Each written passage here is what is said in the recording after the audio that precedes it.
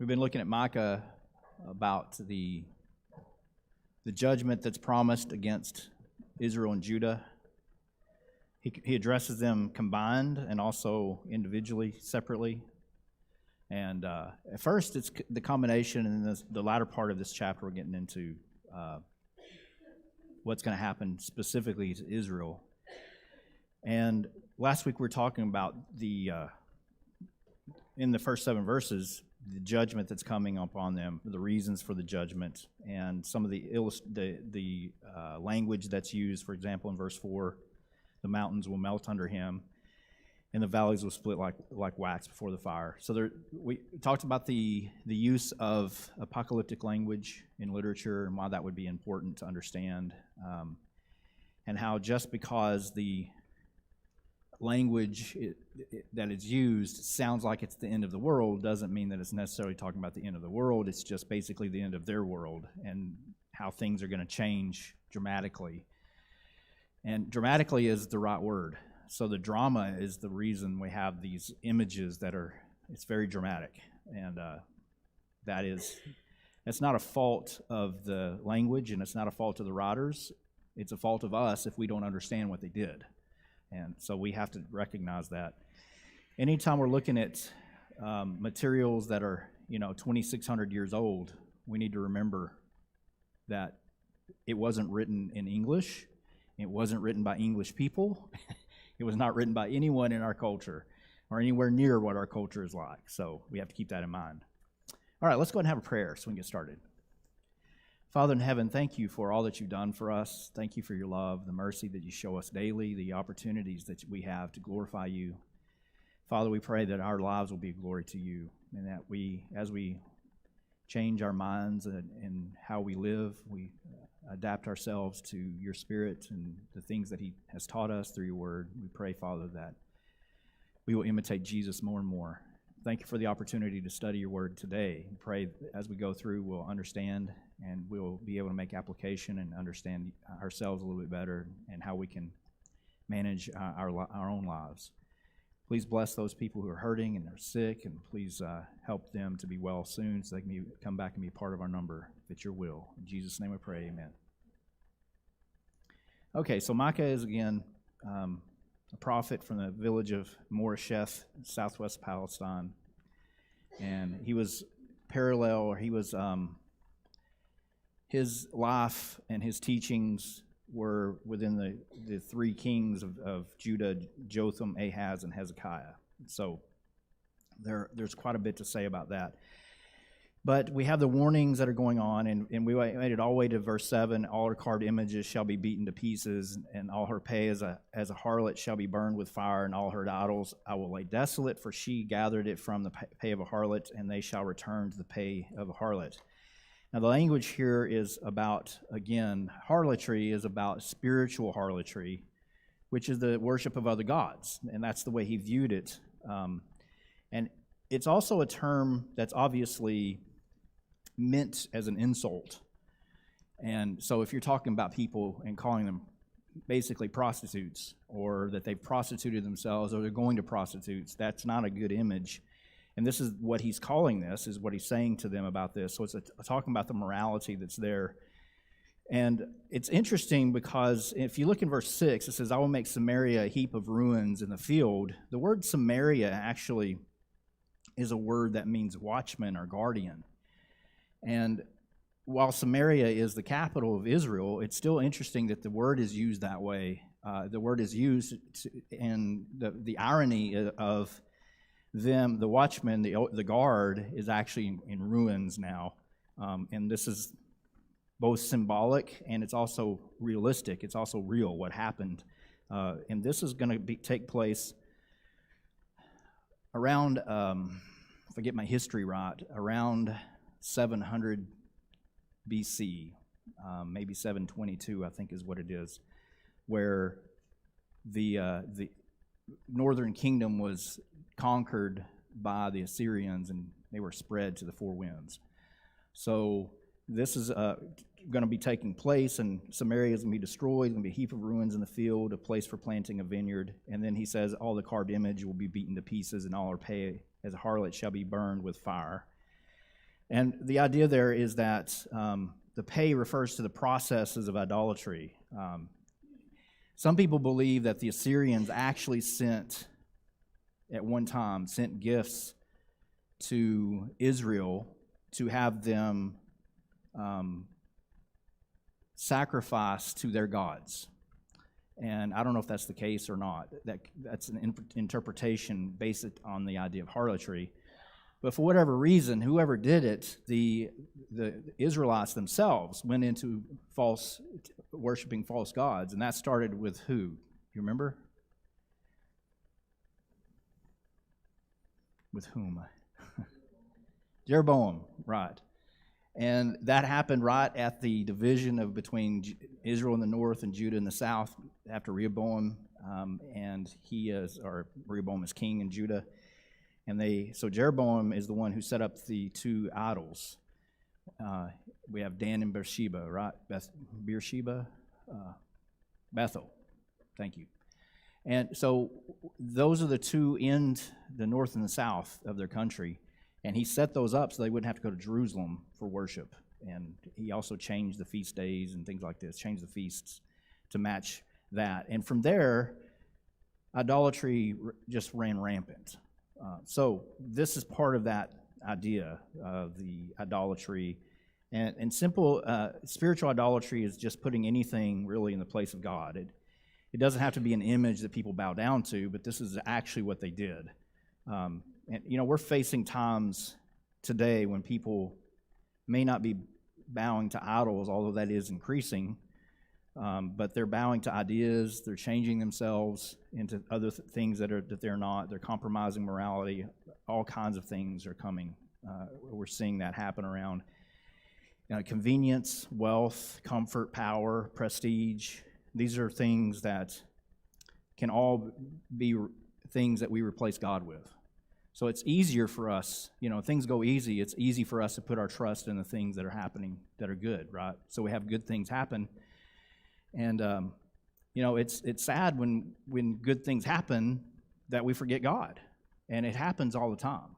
You'd think that we wouldn't, but we do. And so we need to make sure that we don't put aside God and use him only when things are going bad, right? So that's what we tend to do.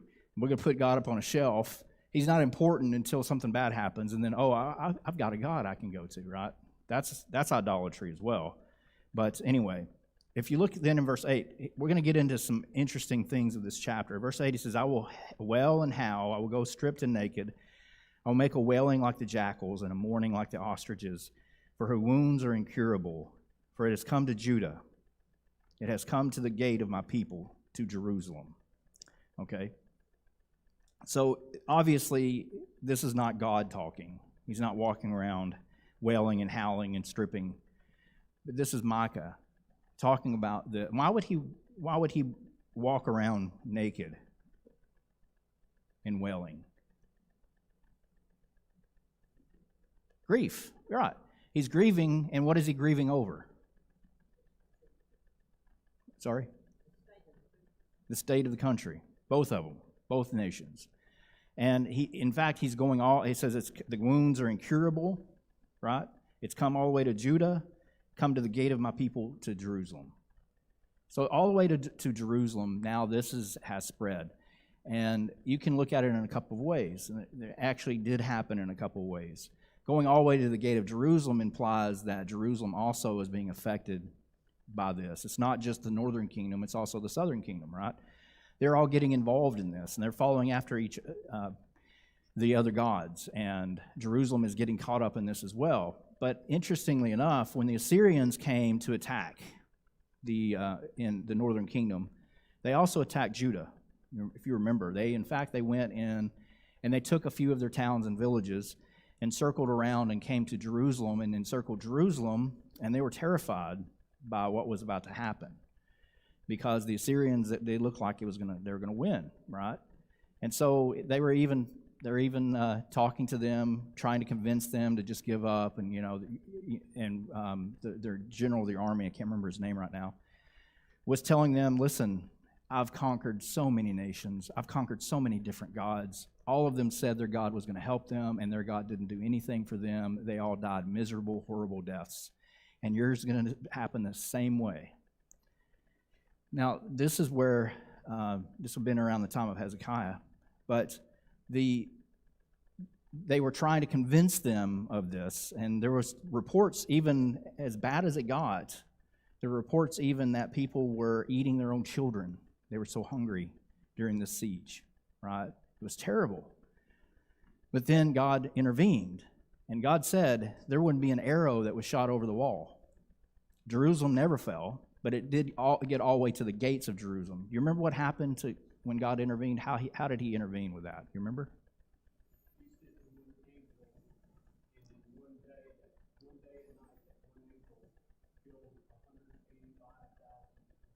That's right. One angel was sent, and he killed 185,000 Assyrians in one night. And they went home. Now, this is even, to some degree, in the Assyrian records. Ancient peoples often didn't keep records of the bad things that happened, but the Assyrians did note that they were encircling Jerusalem and they had to go home for some reason. And actually, what happened was that the general, when he went home, he was assaulted and killed because of his failure here, but he was killed in one of his own temples. But anyway, that's what happened. So he got all the way to the gate and didn't go further. But so it literally happened, and it also spiritually, or in a symbolic way, happened that they went to all the way to the gate to Jerusalem. But notice that his words, he said that the wounds were incurable, right? What does that imply? What does that mean about their situation? I know it's pretty obvious, but what does it mean that the wound is incurable?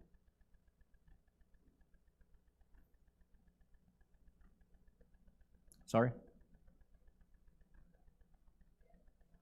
Yeah, it's a mortal wound that they can do nothing about.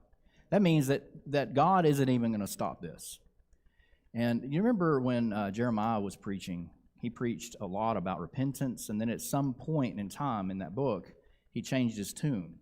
He stopped saying, hey, you need to repent, and started saying, listen, it's coming, just give up. Because God, he's done with you. It's over. And the best thing you can do for yourself right now is to give up so you're not killed. Because God is not going to support you in this anymore.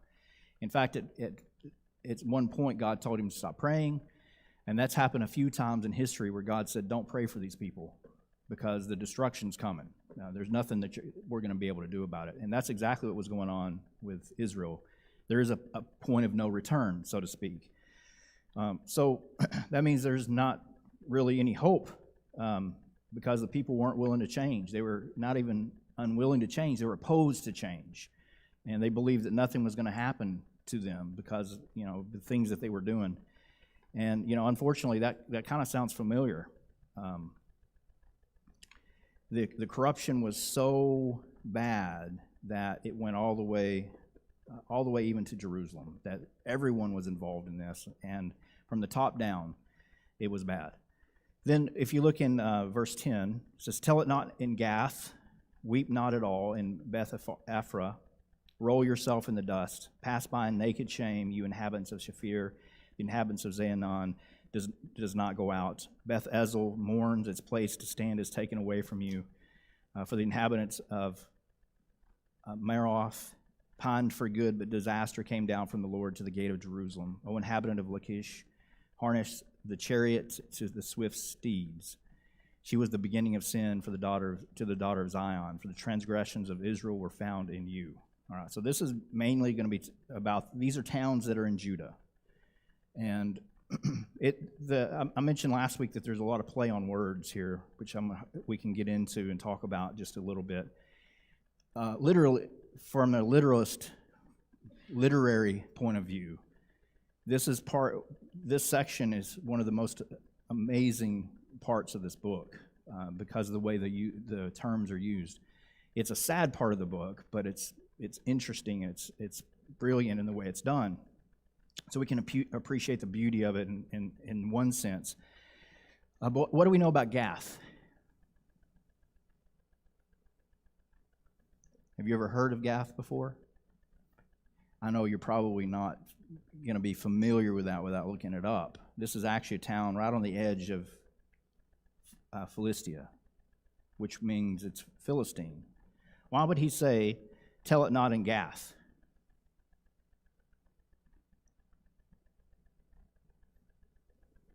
Second Samuel, let me see here. I have this reference. I'm going to look it up real quick. 2 Samuel chapter 1 and verse 20 has the same phrase. Tell it not in Gath, proclaim it not in the streets of Ashkelon, lest the daughters of the Philistines rejoice, lest the daughters of the uncircumcised triumph. So if you're looking at that and you think, well, there's a parallel idea there, he's telling them, don't go to Gath and tell this bad news because they're going to rejoice over it, right? These are our enemies. Well, we don't want to, but word's going to get out, but it's going to be bad when it does. So the people in Gath are going to be mocking them, but they're on the edge of Jerusalem, of Judah in the southern kingdom. So this is probably one of the reasons he says, don't tell it in Gath, weep not in Beth Ephra. That is, we don't know where Ephra is. There's a town called Ophrah, so some people believe that's what it means. That's the town that he's referring to, and it's very likely that that's what it is. But if it is, he changed the spelling, so to speak. That they would have been. I don't know much about Hebrew, but from what I understand, the vowels were not as important as the consonants, so they could change them here and there in their speech, and it wouldn't matter. And in this case, if it's being changed, which is very likely, it has a reason for the change, and that is the word Ephra, which is what he actually says here, means dust. So in Beth Ephra, roll yourself in the dust, is what he's saying. Listen, in the town of dust, roll yourself in dust. What does rolling in dust imply? What is that about? Mourning. Yeah, this is a sign of grief, and sometimes they would just take dust and put it on their heads. They did all kinds of things in mourning. So he's telling them to roll themselves in dust in the house of dust. And so that's what Beth Ephra is all about. Let me check my foot. Yeah, literally house of dust. So they're getting, basically, this is, if you want to look at it this way, they're getting what they deserve because this is who they are. They're the house of dust, so they should be rolling around in the dust. And it's a change, likely a change in spelling, so that he can emphasize the idea of dust. Then he goes on in verse 11, where he says, pass by in naked shame, you inhabitants of Shaphir. Shaphir is a village in the hills of Judah, and it comes from the Hebrew word beauty. There's another irony there, right? So now he's saying that, this village of beauty, what does he say for them to do? Pass by in naked shame. And literally, this is what happened. This is one of the towns that was taken by Sennacherib, the Assyrian, and they would have been taken into captivity. And the passing by they would have gone by Jerusalem. They would have been passing by other towns, and in the nakedness, I don't know if it's literally that they would strip people naked, but they would definitely humiliate them in every way possible. So it's very possible that they did, and so it's literally and spiritually or figuratively applying to not just their town, but the entire country, right? So there's lots of, this is exactly what happened in the northern kingdom too. So these are small snippets of what is a bigger picture of what the Assyrians were going to be doing to the people of God. That's part of this wordplay that's going on, or it seems to be. They're going to be leaving their villages and going into captivity because of their sins.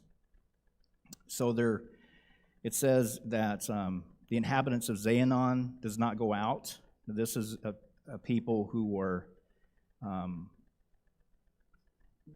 they're in the same area with Shaphir, but going out is a reference probably to the shepherding that was done in that area. So they had a lot of sheep and things in that area. It was great for their flocks, but no one would be going out. And the reason no one would be going out, a couple of reasons, right?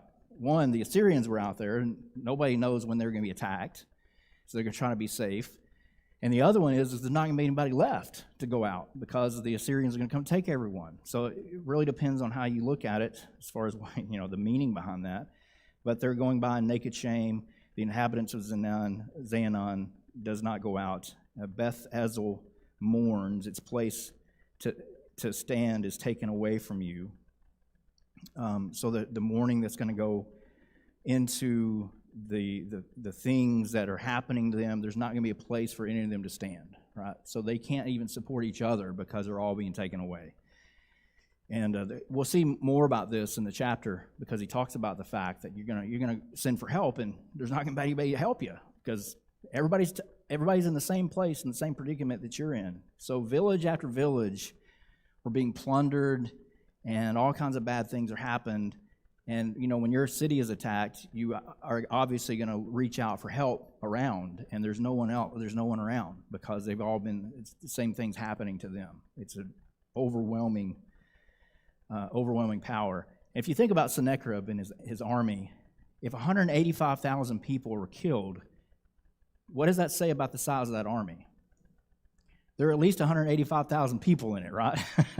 Which is an incredibly large amount of people, especially from one time. Now, it's not the largest army that's ever been assembled. I think the Persians have one of the records for that. I think that at one point they had like 1 million people fighting the Greeks. That's the estimates. But this is a huge army, and we're talking about villages that might have 3,000 people, 1,000 people. They're easily overwhelmed. These are also places that don't have walls. They're villages with peasants. And there's not a standing army in these places. It's easy for them to come in. They just do whatever they want to when they're there. And this is exactly what they did. So here's all the warnings.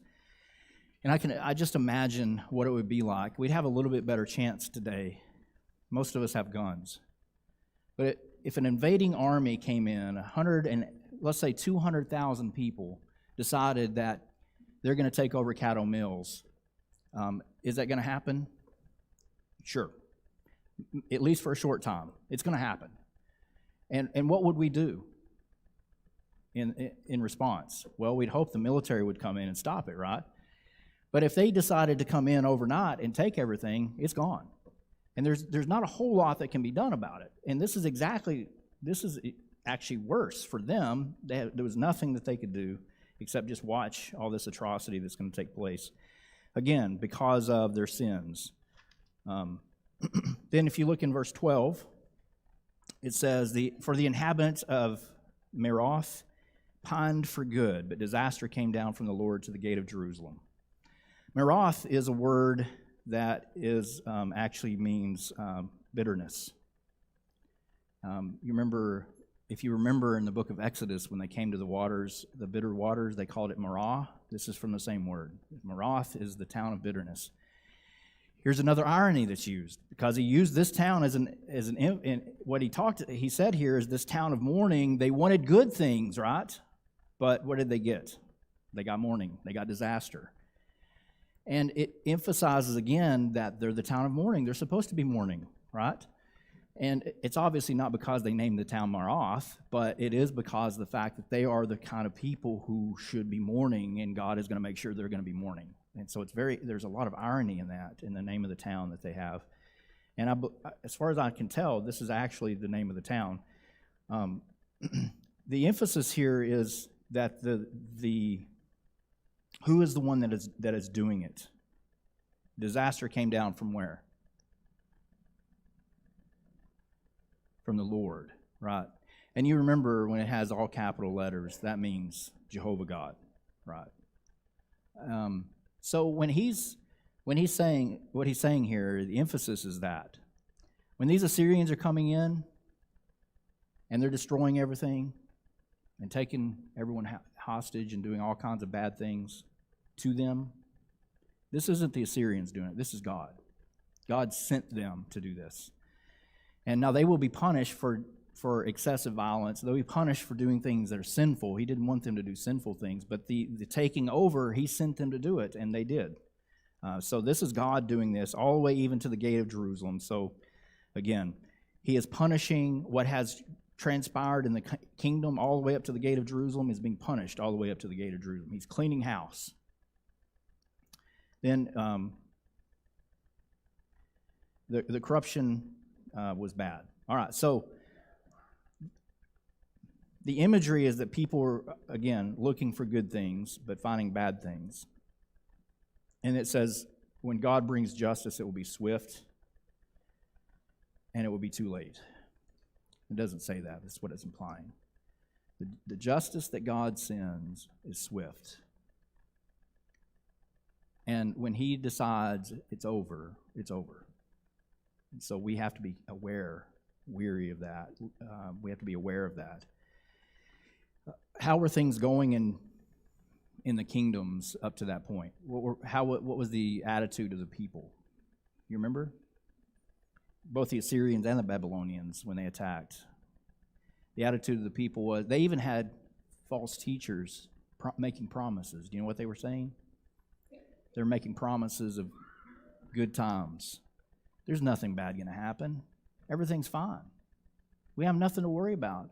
And they started with Jeremiah, if by some weird chance we go into captivity, which is never going to happen, it'll only be for a few days.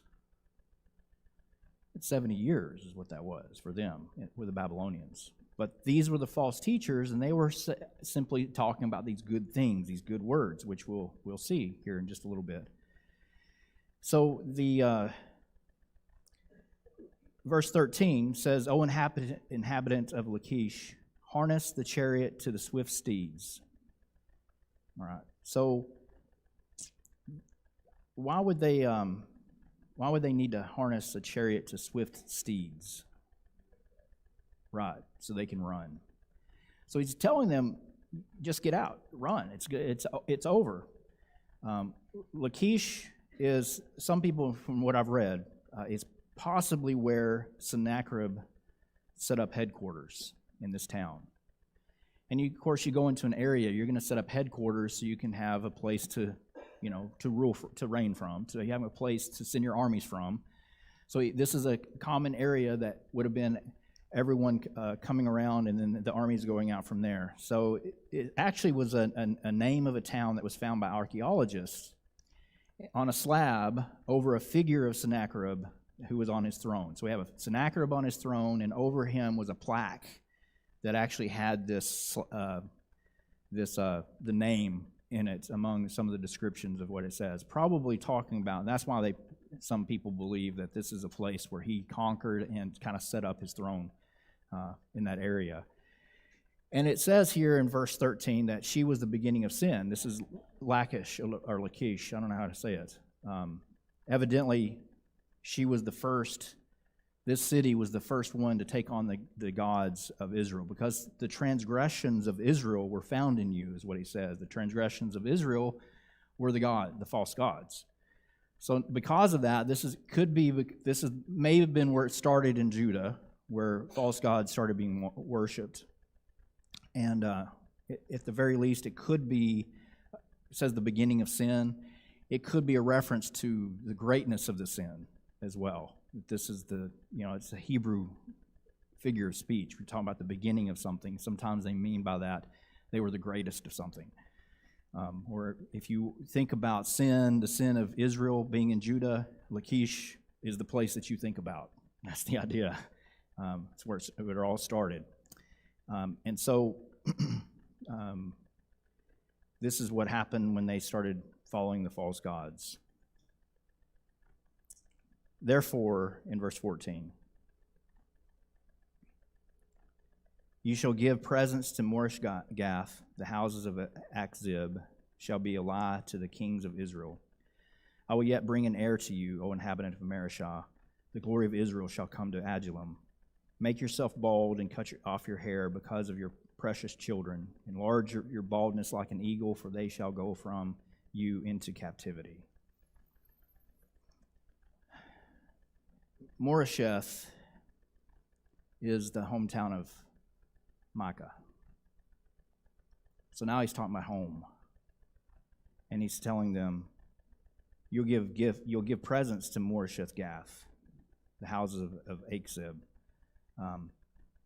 Possibly that means that they're sending gifts for help, right? I'm going to give you a gift, you need to send an army down here. But basically, when it says that the houses of akzib. I don't know. I don't understand what that word is. But the word means lying. I don't know if it's a people, a person, or a town. But the word means lying. Here's another part of the irony. It says the house of akzib will be a lie to the kings of Israel. The word means lie. So the kings of Israel are actually looking for help, and there is none to help. That, in that sense, the lie is the false idea that they have that they can actually get help from someone else. So it may be that this town is a representative of all the towns where the kings of Israel, and it could be the northern kingdom who is actually looking for help. It could be other kingdoms, other people in that nation of Judah who are sending out to towns for help. They're sending gifts everywhere. Please help me, please help me. And no one, it's all going to be a lie. So it's the false ideas here that are presented. The false idea is false hope that anyone is going to be able to help them, because he says that they should make themselves bald in verse 16. And again, making yourself bald is what? It's a sign of what? Mourning. That's the reason they would do it. And they would shave their heads.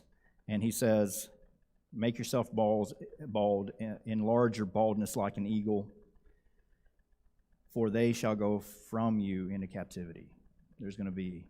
It's over, and they're going into captivity.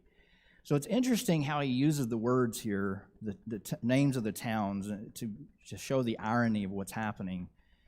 So wordplay is very much going on, but it is a representation of what's happening in the greater context of the northern kingdom and the southern kingdom. Jerusalem was spared from the Assyrians, but a lot of the towns in that area were destroyed and taken into captivity. So there was a huge number of people that were gone because of this. And this is where we have the ideas of the captivity that's coming, right? Okay, so we got a few minutes. Let's go to the back here on the back page and look at some of these questions that we got going on. What reasons did God have to punish Israel and Judah?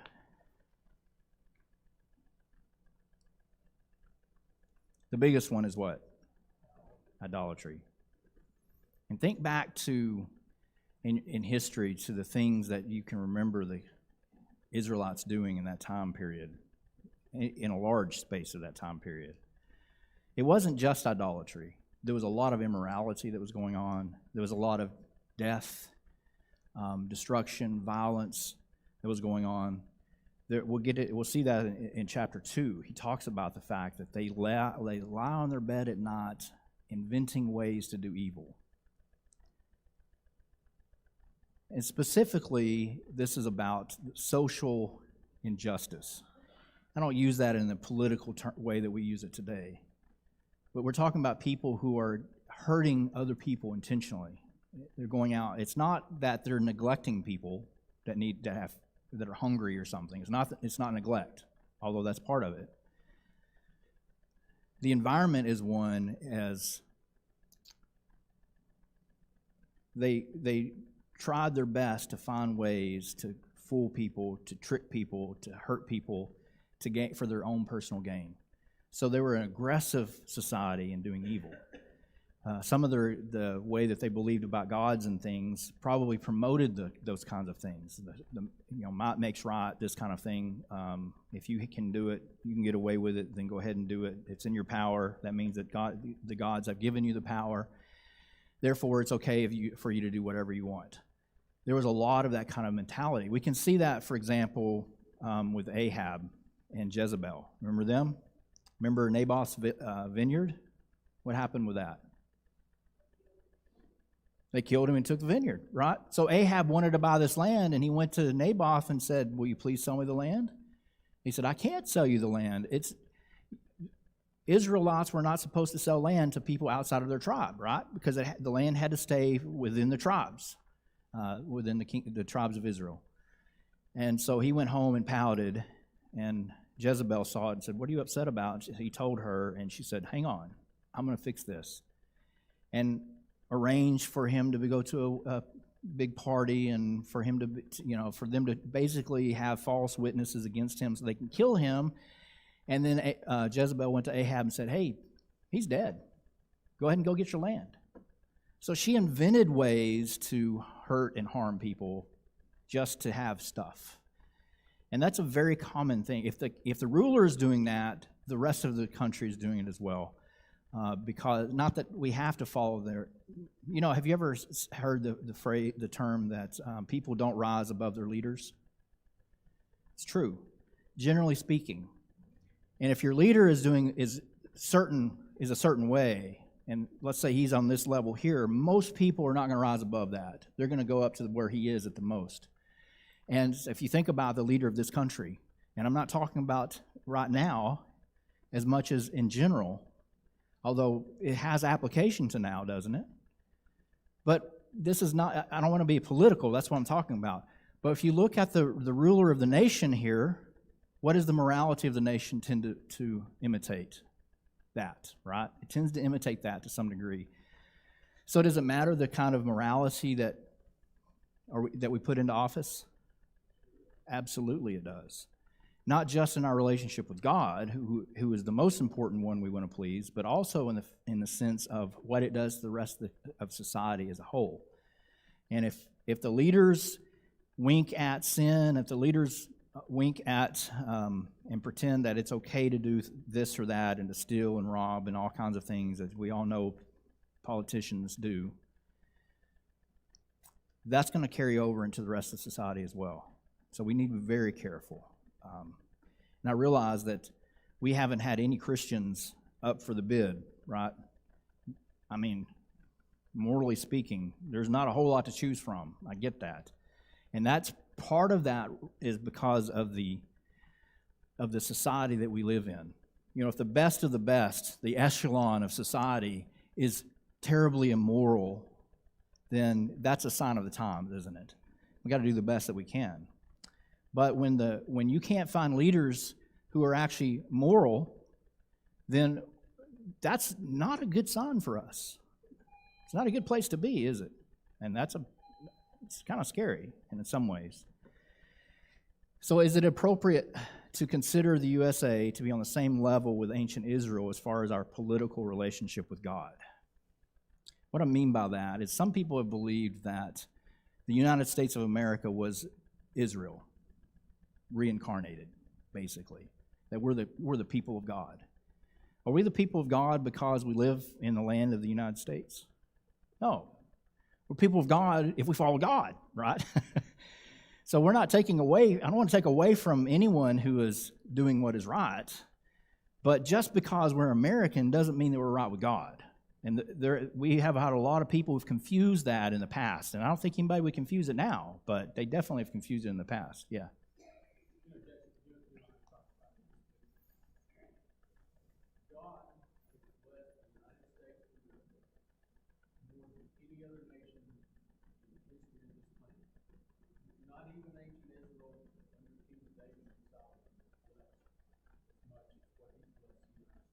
Yeah, I can see that.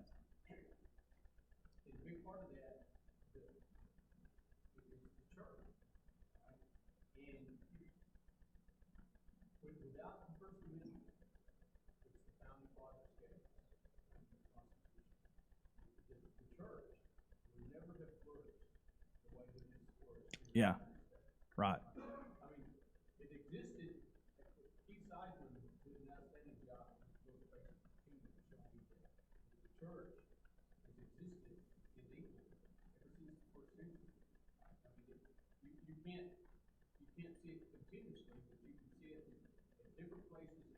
Right, right.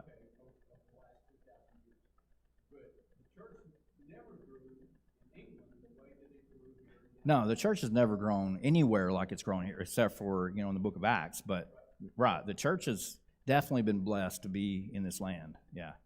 And you're right, it's because of the way things were set up. I don't know if you recognize this, but Alexander Campbell or Thomas Campbell, which one? Thomas was the father, believed that America was going to be ushering in this 1,000 years of peace and prosperity for the world. And This was a post-millennial idea. And they believed that because America had such a strong ethical and moral religious foundation that the rest of the world would prosper. And it's a possibility that something like that could have happened in some degree. But then it became all about, we just became a nation. We became a country that wasn't interested in, would you say that the country is interested in religion in our political system right now? No, nothing to do with God. But originally they did. And all the founding fathers, everyone who founded this country, they all were believers in God. Everyone was. And they believed that the only hope that the country had of surviving was the morality of the people. And they taught that. But we've gotten so far away from that now. So is it possible that God punishes nations today? Absolutely. I don't see any reason to say he wouldn't. Now, the difference is, in the Old Testament, when nations were punished, God said, I'm punishing. And that's how we knew that they were being punished. In our culture, we don't know. We don't know if God is punishing, but bad things happen. It could just be coincidence. It could also be the fact that God's punishing. And I don't know if we're smart enough to know every time. I told you before, I think, when I think it was when what was the name of that hurricane that came and hit Louisiana and it was so bad? Katrina. Somebody, by the way, pointed out that all the bad hurricanes are named after Russian people. But anyway, Katrina came in and killed everybody, killed all these people. And it was not a week after that happened that we had people coming out of the woodwork saying that's because of the sin that's going on there. God's punishing these people. I'm like, how do you know that? Hurricanes happen, right? They happen to good people just like bad people. Now, if God would have said, I'm going to punish you with a hurricane, we would know for sure that was hurricane. That was a punishment. But when we don't, that's a problem. How do we know? And so that makes it a little bit foggier for us, right? But here's the point. Even in bad things, even if it was something that's just an occasional thing that happens and not a punishment, couldn't we learn from that and say, well, wait a minute, have I been doing anything that would maybe cause God to do this? That's not an inappropriate question to ask. And in our case, in our country, not just there, but the whole country as a whole, we've definitely done some things that would possibly cause God to do something like that. I mean, right off the bat, the hundreds of millions of people that we've killed in the womb. How in the world do we expect God to continue to bless us with that? It's absolutely mind-blowing to me. But anyway, sorry I didn't get to your other comment, but we'll pick up next week. You can if you just remember it. Thank you for your participation.